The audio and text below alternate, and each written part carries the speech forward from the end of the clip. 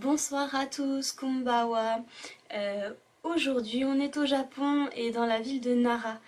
L'hébergement choisi ce soir c'est un Ryokan. Alors le Ryokan, qu'est-ce que c'est? C'est un hébergement traditionnel, les maisons en bois avec des parois coulissantes faites de bois et de papier. Un peu ce qu'on peut retrouver dans les films traditionnels japonais type samouraï, geisha et j'en passe. Cet hébergement en fait c'est des chambres. En règle générale, c'est mobilier très réduit et les lits sont des futons. C'est pas du tout le matelas de Nupilo que vous pouvez imaginer chez nous, ça n'existe pas ici.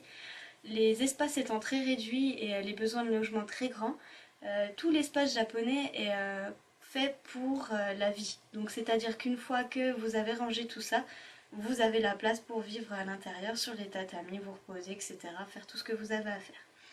Les lits sont ceux qui sont juste là. En fait, c'est composé de quoi? D'une couette, avec en dessous un petit matelas avec un drap, et un futon posé directement sur le tatami qui est juste là, avec un oreiller. C'est très confortable. J'ai déjà dormi dessus la nuit dernière, il n'y a aucun problème. C'est vraiment très agréable, ça ne change pas beaucoup de nos lits traditionnels.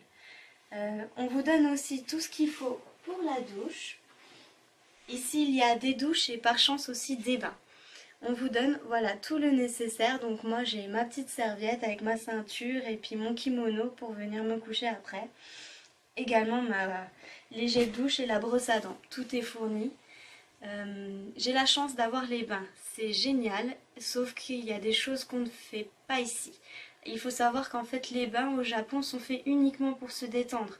C'est pourquoi il est interdit de se laver à l'intérieur. Vous prenez d'abord la douche et ensuite vous allez vous détendre dans le bain. Sachez que pour beaucoup, les douches traditionnelles ne sont pas des douches avec le pommeau en l'air où on se douche debout comme chez nous. Ce sont des douches qui sont à peu près à la hauteur que j'ai là et vous vous asseyez sur un petit tabouret de cette hauteur-là et vous vous douchez du coup accroupi ou à demi assis. C'est très particulier mais au final on s'y fait vite. Voilà, cet hébergement est très traditionnel, magnifique. Il y a des jardins, tout ce que vous voulez à l'intérieur, c'est vraiment superbe. Je vous mettrai une vidéo de la visite du Ryokan pour demain, puisque là il fait nuit, on voit pas grand chose. Et je vous conseille cet hébergement malgré qu'il soit un peu cher, parce qu'il faut compter entre 50 et 70 € la nuit par personne. Il y a énormément de Ryokan, notamment dans la ville où je me trouve aujourd'hui, à Nara. Donc je vous conseille de faire des comparatifs et si toutefois vous avez les moyens, c'est vraiment super original et c'est une expérience super sympa, vous gardez de bons souvenirs. Je vous mettrai les commentaires et les vidéos à la suite. Je vous souhaite une bonne soirée et une bonne visite au Ryokan si toutefois vous choisissez. A bientôt!